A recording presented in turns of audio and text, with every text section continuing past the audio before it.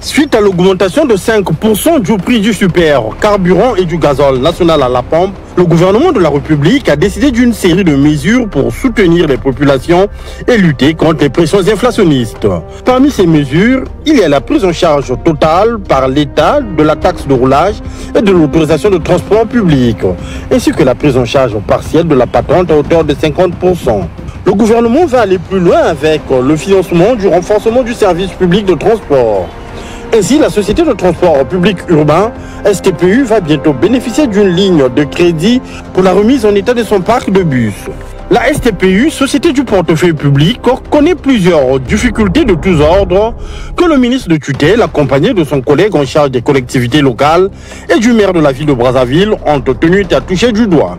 C'est près d'1 milliard qui seront apportés en moins d'1 mois directement à la mairie. Mais comme vous le savez aussi, elle partait déjà avec un déficit, donc des dettes au niveau de la banque, donc près de 300 millions.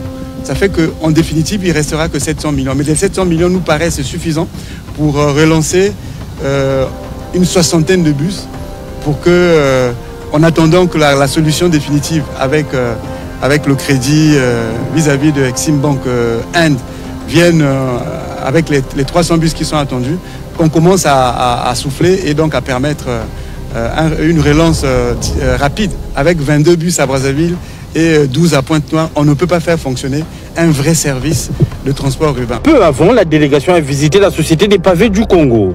Mise en service en 2016 pour soutenir la mairie de Brazzaville dans le pavage des routes, cette société n'a en réalité jamais décollé. Manque de commandes, insuffisance de chiffre d'affaires, problèmes fiscaux, près de 52 mois d'arriérés de salaire, les maux dont souffre cette société sont légion.